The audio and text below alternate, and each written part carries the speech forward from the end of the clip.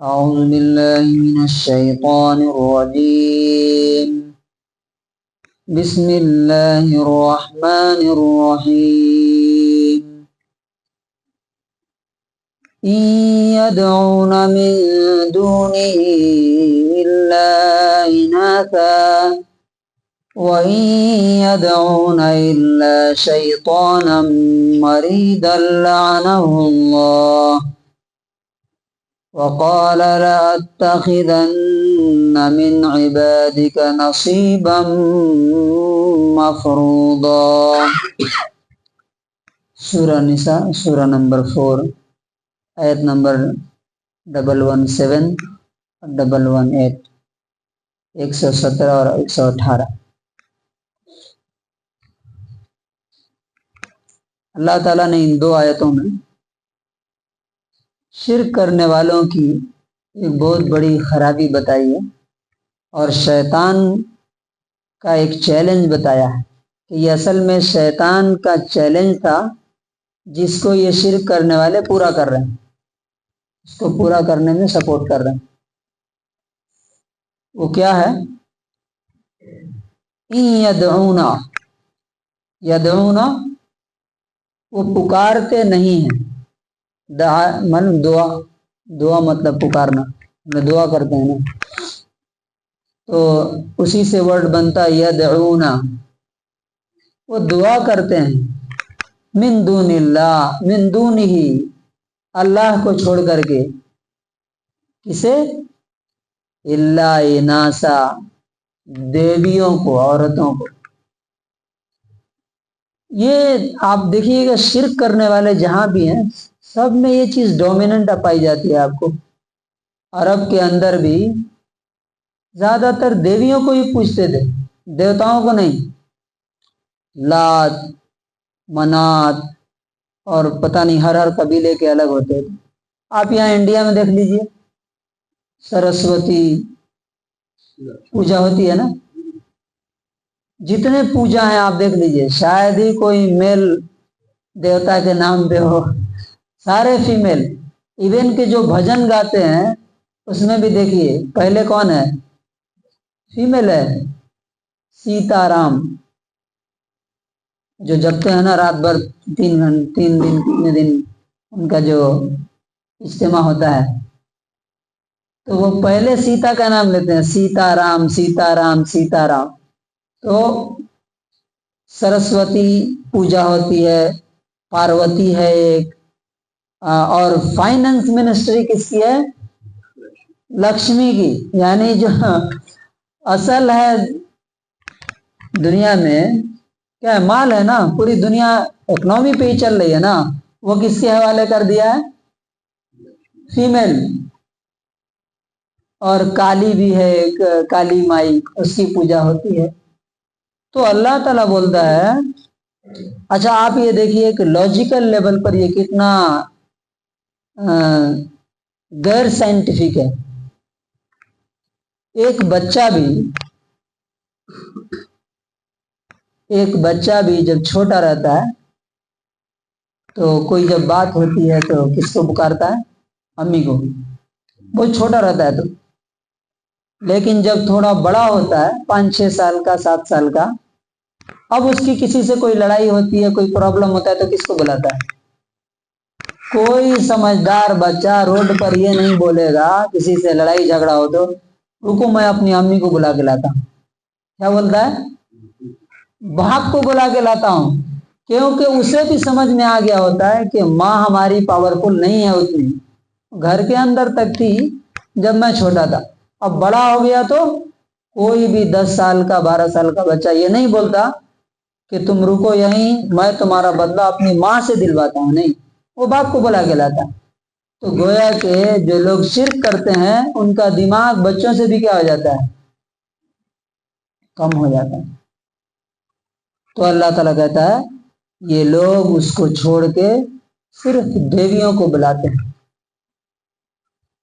اور آپ دیکھیے کہ اللہ تعالیٰ جو بھی قرآن میں بولتا ہے اس کو پریکٹیکل کر کے دکھایا. ایک جگہ کہا گیا کہ ان الذین تدعون من دون اللہ لن یخلقوا ذبابا ولو اجتمعوا لہ، اے شرک کرنے والے، اللہ کو چھوڑ کر کے جن کو تم پکارتے ہو، دعا کرتے ہو، جن سے جن کی عبادت کرتے ہو، ایک مکھی پیدا نہیں کر سکتے۔ اور پیدا کرنا تو چھوڑ دو، مکھی بنانا تو چھوڑ دو، وہ جو چڑھاوے چڑھاتے ہو تم ان کے اوپر، اگر مکھی کوئی اس میں سے اٹھا کے لے کے چلی جائے تو کیا کریں گے وہ؟ اللہ تعالیٰ بولتا ہے وَإِن يَسْلُبْهُمُ الذُّبَابُ، اگر مکھی ان سے کوئی چیز چھین کے لے کر کے چلی جائے تو کیا کریں گے؟ وہ اس کو واپس نہیں لے سکتے۔ تو نتیجہ کیا ہوا آپ دیکھ لیجئے کہ جب رسول اللہ صلی اللہ علیہ وسلم نے عرب پہ کنٹرول حاصل، یعنی یہ اس بات کا ثبوت اور پروف ہے، ہسٹوریکل ثبوت ہے یہ، کہ اللہ تعالیٰ نے بولا کہ ضعف الطالب والمطلوب، یہ پکارنے والے بھی بیچارے کمزور ہیں، اور جن کی یہ پوجا کر رہے ہیں وہ بھی کیا ہیں؟ کمزور ہیں۔ ان کو اٹھا کے لے کے ٹریکٹر پہ لاتے ہیں تب لے کے جاتے ہیں، پھر اٹھا کے لے کے مندر میں ڈالتے ہیں، وہ خود سے نہیں چل سکتے، اور سینکڑوں مثالیں اللہ نے اس کی دی۔ جب رسول اللہ صلی اللہ علیہ وسلم نے، یہ دنیا نے دیکھا، یہ یہاں کے بھی مشرکین کے لیے، عرب کے بھی سارے مشرکین کے لیے، نبی صلی اللہ علیہ وسلم نے جب مکے کو فتح کیا، کنٹرول کیا، تو صحابہ کو بھیجا کہ جاؤ تم فلاں دیوی کے بت کو توڑ کے آؤ، فلاں دیوی کے بت کو توڑ کے آؤ، اور ایک خدا نے کیا کیا؟ سارے دیوی دیوتاؤں کو ختم کر کے رکھ دیا۔ یہ اس بات کا پروف ہے کہ ایک ہی اللہ ہے جو سچا ہے۔ اور اللہ تعالیٰ نے کیا بولا؟ ارباب متفرقون خیر، کیا الگ الگ خدا دیوتا بہتر ہیں، ام اللہ الواحد القہار، یا ایک گاڈ، ایک خدا اور ایک ایشور جو سب پر بھاری، سب پر حاوی، کون بہتر ہے؟ اور نبی صلی اللہ علیہ وسلم جب وہ بتوں کو توڑ رہے تھے، کعبے میں کتنے بت تھے؟ 360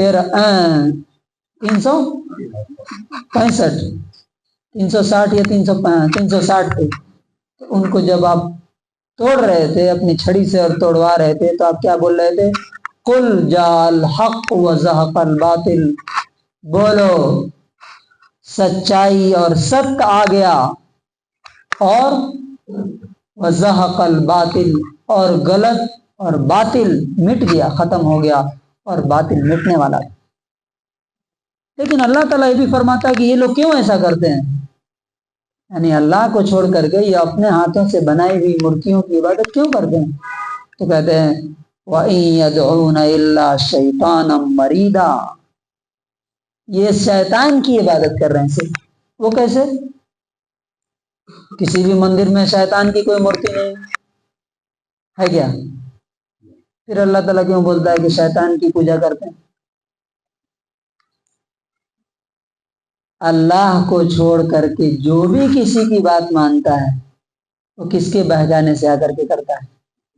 شیطان کی، چاہے وہ بیوی کی بات مانے یا بچوں کی بات مانے، وہ اصل میں شیطان کی بات مان رہا ہے، کیونکہ شیطان نے کیا قسم کھایا تھا؟ آگے اس کا بیان ہے، لعنہ اللہ، اللہ نے اس شیطان پر قرض کیا ہے، لعنت کی ہے۔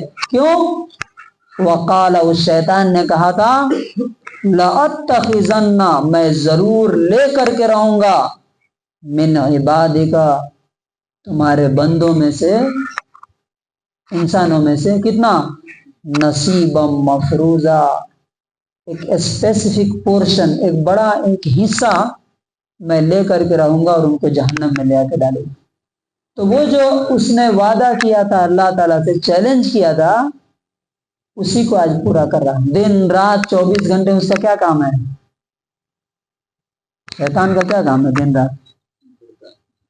انسان جو صحیح راستے پر آ رہا اسے وہاں سے ہٹا کر کے غلط راستے پر لے کر کے جائے، اور انما یدعو حزبہ لیکونوا من اصحاب السعیر، شیطان اپنے گروپ کو بلاتا ہے تاکہ اس کے ساتھ ساتھ وہ بھی کہاں چلے جائیں؟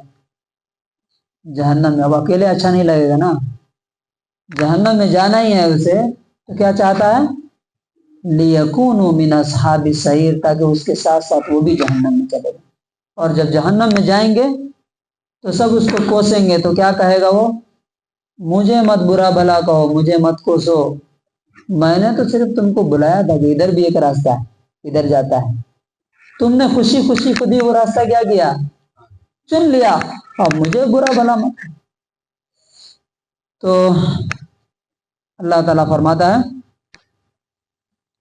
rather than call upon him, they call only female deities, goddesses, and they call Satan, rebellious Satan, whom Allah has cursed, for he had said, I will surely take from among your servants a specific portion. तो इस दोनों आयतों का conclusion और खुलासा क्या है कि जब भी इंसान अल्लाह को छोड़ के किसी और की भी बात मानेगा तो वो असल में शैतान की पूजा और उसकी इबादत कर रहा है, और जो शैतान के रास्ते पर चलेगा वो यकीनन उसी के साथ साथ जहन्नम में जाएगा।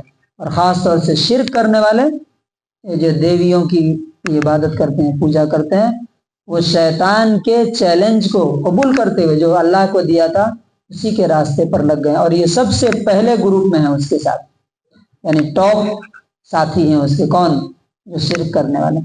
अल्लाह तबारक व तआला हमें शिर्क के हर फॉर्म और हर शक्ल से बचाए, और सिर्फ एक अल्लाह की इबादत ज़िंदगी के आखिरी सांस तक करने की तौफीक नसीब फरमाए।